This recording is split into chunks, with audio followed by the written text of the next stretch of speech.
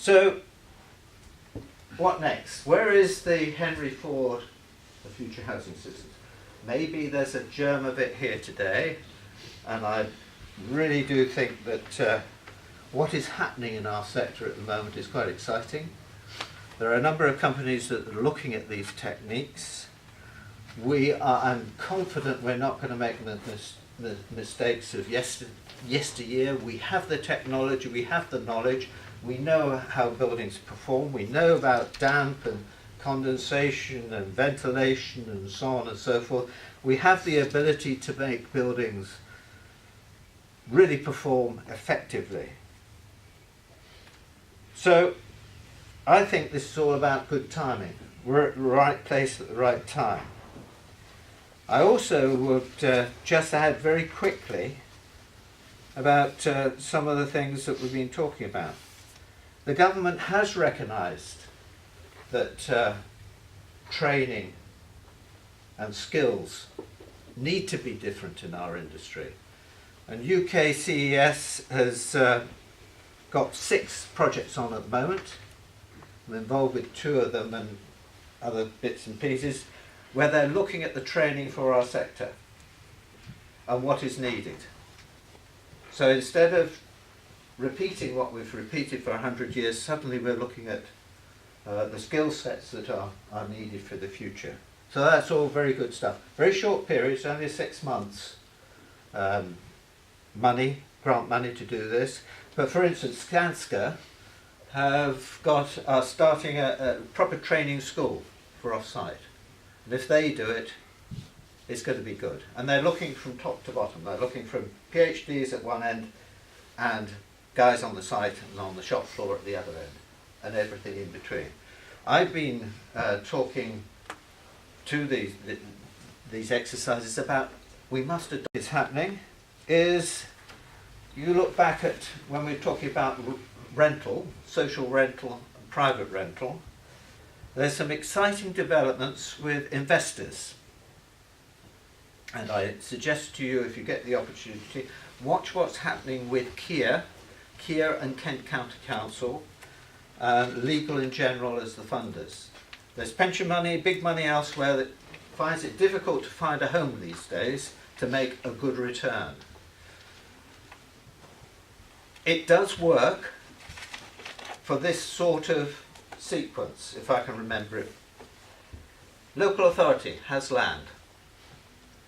Local authorities do have issues about right to buy, because if they build out and then people buy that product, they've got a net loss, and it's very difficult. But right, local authorities got land. They want to build out that land. They go to a contractor, Kia, who will agree to build it out for a fixed price. Kia, along with the local authority, will go to a funder, Legal in General, who'll say, we'll take the rental stream from this on a lease over a long period of time. We will get an RSL or a social landlord of some sort to run the properties and manage them, etc., etc. At the end of that process, we're happy we've got our return, says Legal in General. The property goes back to the local authority. So they've retained their asset and they have something valuable for the future to let out or put in the social sector again, etc., etc. And in some places that formula works very well at the moment. It's all to do with rental levels, and it's all to do with land costs and the fact that the land is thrown into the formula by the local authority. But it does work, so that's interesting. I think there's another facet to that, and that they want off-site to deliver these properties. Why? Because they can control process, product, performance, longevity, robustness, and they're going to be really demanding clients. They're not worried totally about first costs. They're worried about the whole life costs. Now, when this happens, I think it's going to really affect this sector, the off-site sector, to improve product. improved product then I suggest is going to be very attractive to the social sector, because they've got the same issues. They want robustness, they want a reliable rental stream, etc., etc., etc. So I think this could be the little spark that starts to set off something very different in the industry. I'm nearly finished, but there's other exciting things happening, and that is material producers, the big boys, and I'm with one of them tomorrow, if I'm not exhausted and doing this because Dave's running, are actually saying, hang on, here's an industry that we ought to start to produce product which, like the car industry, goes straight to their requirements on their factory line. Instead of, here's a board, here's a nail, here's a bit of timber, here's a bit of steel. They're starting to think, hang on, we can add value here, we can secure a market for ourselves, we can be part of this process. That's exciting, because once they start to go that way, we're starting to do some of the process bits which other industries have already started to do. The other thing is that there's some big boys in manufacturing. There's talk about Lang O'Rourke. Ray O'Rourke's put his money where his mouth is. He's invested megabucks in first the concrete factory, and he's now way down the line for a lighter framing system which can deal with the housing market very well. So the big boys are in. Some of the guys who've already got factories, and Stuart Milne and so on, they're starting to have far higher levels of work coming out of their factories, and they're having double shifting in quite a few of the factories now. So it's all starting to happen. And the other thing, the last thing is that I think it's really good that the social sector in particular and the local authorities are getting together to become more professional, more professional, larger lumps of buying program through and getting efficiencies and continuity into this market, which will make huge difference to the manufacturers in continuity. And as mentioned earlier, there's some June notices out at the moment. Call from Central Housing Investment Consortium, which is mammoth, it's really big. But of course, you don't need many houses to £1 million, do you, when you think about it? That's the other worrying thing. So that's my presentation. Except I've got one more slide I want to put up, because I did this yesterday and the day before, and I think that there's something that we've missed. So I wish Premier Interlink every success. I think it's a brave move. Enjoy the rest of the day. Enjoy the sample house. I think that's. I think you'll be impressed by the internal quality, etc. But I also think we ought to have a look at this project that they've got coming up, which is, we'll hear about it this afternoon. Yes. Yes. Yeah. And the visuals.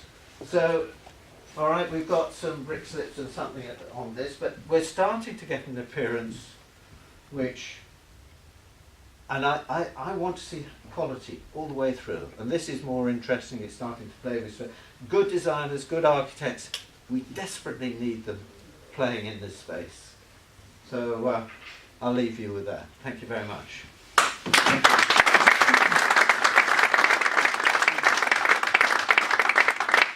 Okay, Nick's not with us this afternoon, so I suggest if we take some questions now for Nick. Questions for the rest of us can wait till later. Please open to you guys. Don't you think it's all driven by the client, by the... I don't come from housing. Don't you think it's all profit driven, a lot of it? What, the private house builders? Yeah, and also, yes, and also changing the space of the industry. I'm ex-Lang O'Rourke of 10 or 11 years, and I know what Ray was involved in. I was involved in the factory and all that, but that's changing the face of the industry, and it's so difficult to do. And it's great on the Olympics where he drove that process, and now we did sort of Barnsley BSF with all prefabricated schools, and there was only 25 people on a £50 million project, and it was quiet and it was quick and it was efficient, but there was still, it's convincing the client and the designers to go with it. Yes, it's clients and so on. Yeah. I think I agree with you. Most of my career I tried to stay out of housing. It's too difficult. It's the simplest building form there possibly is. What, the spans are only, 3 metres or something? But it's the most complex politically and socially and so on and so forth. And we make it really, really difficult. I think off-site has crept into the other areas in industry, commerce and so on without anybody noticing. You mentioned Ray's work and so on. And other parts of the industry have watched and they say, hey, look at Lang O'Rourke, we'll have some of that. And they're doing very similar things. So it has embedded itself. We have become a lot more efficient in lots of areas, but not housing.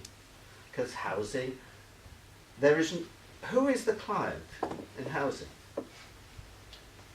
Well, The client is dislocated from the process. Joe Bloggs, user of the house, do I have a say on what sort of house I can go and buy? No. If I have to go and buy a house which is close to a school or where I work, and what's the best I can find? And it's one of the reasons why a lot of people go for older properties, because it's pleasant, etc., and they can afford it. How much does a house cost? It costs what the street cost is. So if you make a house better, you don't get any more money for it as a developer, because the valuation is, oh, well, houses in this area cost so-and-so. The whole thing is dysfunctional in my view. So we've got to break it to improve it. And I think we're getting very close to that point, which should be quite exciting. And I really do have a problem with government not increasing the standards for insulation and so on, performance, because we're just giving ourselves a further legacy of poor performing buildings that our children, our grandchildren are going to have to fix in years to come. So if only we valued quality and performance, we would see a real movement, I think. Sorry, that's just me having a rant. just on the volumes, I mean, one of the problems I think we always have with our politicians is, and you've seen politicians, is the volumes. They don't really want the volumes. I mean, if we get the ratio of population to housing as what it was in the 1960s, what will happen? The prices effectively will go down, and no government wants to go to the electorate after the house prices have fallen, because that's one of the main criteria for the re-election. As soon as the house prices start falling, they all get panicky and start publishing figures of this, that and the other. Yep. How can we ever build the houses that we want while politicians are wanting us to build less, because the house prices will go up and they'll get re-elected or elected, whatever, you know. And I think if you're talking to Pickles and people like that, I don't think they get it really. No, I think, yes, I agree entirely with what you say. That's a really difficult one to deal with. And we do have more expensive houses in this country than most. There are very few territories which we per head of population and per earnings we pay so much for our houses. Yes, they got a vested interest in not the house prices not dipping, because we get all sorts of problems, the banks, the building societies, and etc. But on the other hand, I think they are starting to wake up to the fact that they're going to have major social problems if they don't build more of the appropriate houses. Because we've already got the situation, I think everybody should have the entitlement to have a home of some sort, all right? It might be a flat, a room, or this or that. That's almost a fundamental right of it, isn't it? And we're getting very close to not being able to provide that. A lot of people are living in almost derelict accommodation, or certainly substandard accommodation, which is not good for this country. We should be beyond that if we're civilised. There's a Kinsley report out who've looked at this issue internationally, and they've identified that this is an issue internationally. I've got the figures somewhere here, that we're not the only ones that have got this problem. And it's all about this drive to keep properties valuable. But I have a problem with that. It's artificial, isn't it? It's Mickey Mouse money in a way. As I said earlier, to build a house, it's not a lot. Do you remember the £60,000 house competition of Prescott? All right, it was a bit of a fudge, to say the least. But yes, it's dead easy. The house builders were happy as Larry with £60,000 a house. We paid that because they could roll those out really quickly. But actually the overall cost of the house was probably 3 times more. Can I just ask about the aesthetics, the first couple of slides, the comfortableness? Right. As an architect working in social housing, we've done pretty contemporary stuff. Yes. But as soon as we start dealing with the house builders, they bring along their house packs. Yes. And it's got the Wentworth or whatever, and it looks like Yeah, I know it. a poor version of a Georgian house, and the proportions are all wrong. But they keep saying that's what the punters want. And when we build for our in-house sales team, shared ownership, they immediately revert to what the developers are building, and they say, "Oh, we don't want any of that modern stuff." And this trying to build off-site doesn't lend itself to that first slide with the stone heavy, all that stuff. It lends itself to more contemporary modern housing, and that whole perception is going to have to change in the country with buyers before you're going to get the volume house builders. Like the 60k house looked like a spaceship to most people, even though I would live in it, but most people wouldn't buy it. It's a difficult one. Do you believe everything you're told by a house builder? Don't believe anything I'm told about. Thank you. From my point of view, I love to see gorgeous modern architecture being used. And if you go to the cities, a lot of the developments, the high density developments, the multi-story, some of them are really good. They're lovely. They're smashing stuff. It doesn't translate when we get down to the normal spec development. Some of the house builders, in fairness, have done some good schemes, but it's the minority. They sort of tuck them away and think, we'll try this out, but we won't offer it. They're almost competing against themselves. They don't want to show you the best model because it's easier to carry on doing the old model. I don't know how we break that one.